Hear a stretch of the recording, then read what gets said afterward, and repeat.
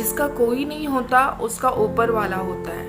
कहते हैं ना, तेरे दर पर आने से पहले अपने आप को बहुत कमज़ोर महसूस करता हूँ, लेकिन तेरे दर को छूकर। कुछ कहानी माँ बेटी की।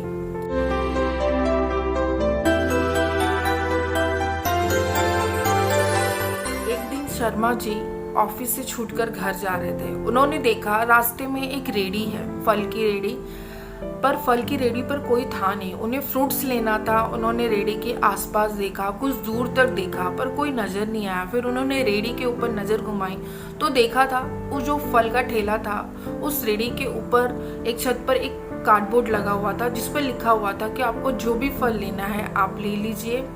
कार्ड रेट वहीं बाजू में रखा हुआ था जिस पर सारे फ्रूट्स के रेट लिखे हुए थे।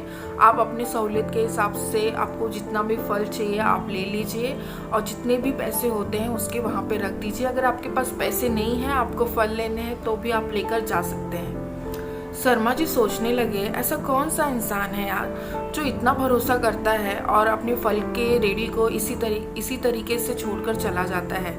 तो उन्होंने देखा उसके बाजू में एक कार्डबोर्ड और लगा हुआ था जिस पर लिखा हुआ था कि मेरी माँ 2.5-3 साल से बहुत बीमार चल रही है, बहुत बूढ़ी है, जिसके ध्यान रखने के लिए मुझे बार बार घर जाना पड़ता है। मेरे बच्चे नहीं है, मेरी पत्नी थी जिसका स्वर्गवास हो गया है, मैं ही हूँ अकेला और मुझे अपनी माँ का ध्यान रखने के लिए बार बार घर जाना पड़ता है। तो आप लोग नाराज ना होकर फल ले लीजिए, कार्ड रेट बाजू में रखा हुआ है, उसके हिसाब से आप तौल कर फल ले जाइए। जो भी पैसा होता है उस गद्दे के नीचे रख दीजिए, नहीं है तो भी आप लेकर जा सकते हैं। शर्मा जी ने पढ़ने के बाद लिए, केले लिए, आम लिए, अमरूद लिए और उस कार्ड रेट पर जो भी फलों का रेट लिखा हुआ था उसके अकॉर्डिंग उन्होंने पैसे उस गद्दे के नीचे रख दिए, रख कर चले गए। शाम को खाने पीने के बाद जब शर्मा जी फिर से टहलने के लिए निकले तो देखे कि वो रेडी वाला उस रेडी को लेकर जा रहा था। तो शर्मा जी ने उस रेडी वाले को आवाज दी, अरे भाई जरा रुकिए। तो वो रेडी वाला पीछे मुड़कर देखा और कहा, क्या हुआ बाबू साहब, कुछ चाहिए क्या?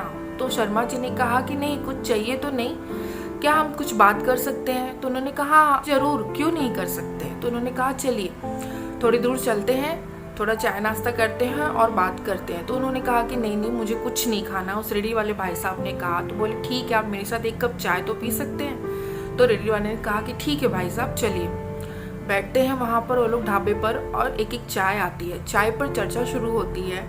तो शर्मा जी को जानने की इच्छा होती है। वो कह बढ़ते हैं उस रेडी वाले भाई साहब से कि अच्छा एक बात बताओ, तुम रोज़ सुबह आते हो अपना रेडी इसी तरीके से छोड़कर और कार्ड लगाकर चले जाते हो, तुम्हें भरोसा कैसे होता है कि जो लोग भी आते हैं वो ईमानदारी से फल लेकर जाते हैं, पैसे रख कर जाते हैं? तुम्हें कभी डर नहीं लगता कि कोई तुम्हारा पैसा ले जाएगा या तुम्हारी रेडी उठाकर लेकर जाएगा? तो रेडी वाला कहता है कि नहीं बाबू साहब, मुझे कोई डर नहीं लगता।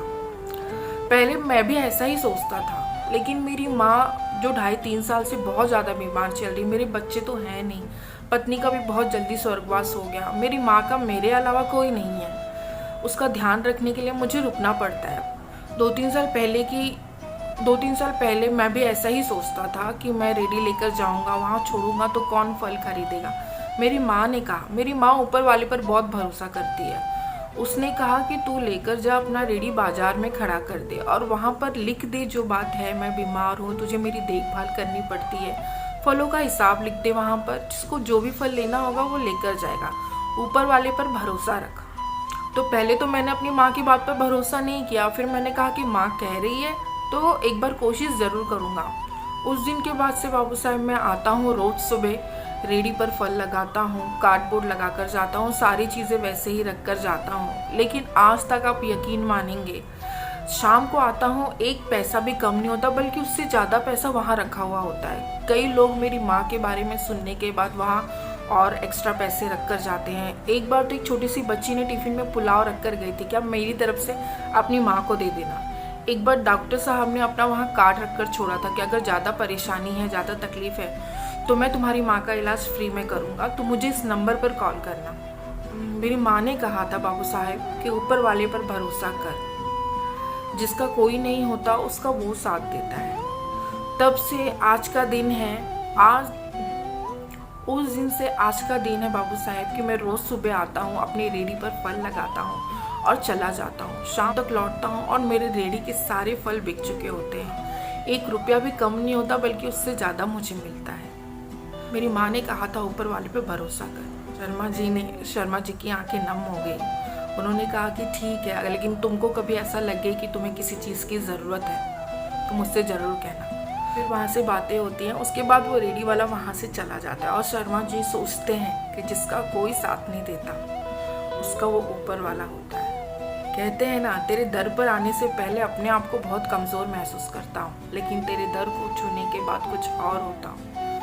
दुनिया में किसी की लाठी चले न चले, हम हार जाते हैं, अक्सर हार कर टूट जाते हैं, लेकिन जब उसकी लाठी चलती है उसका इंसाफ होता है तो कोई भी नहीं हार सकता, और जिसका कोई भी नहीं होता उसके साथ वो होता है। इसलिए हमेशा ऊपर वाले पर भरोसा करके अपना कर्म सही रखिए। जिसका कर्म सही है ना, उसका कोई साथ दे या ना दे, वो ऊपर वाला जरूर देता है। जिसकी नीयत साफ हो, जिसका कर्म साफ हो।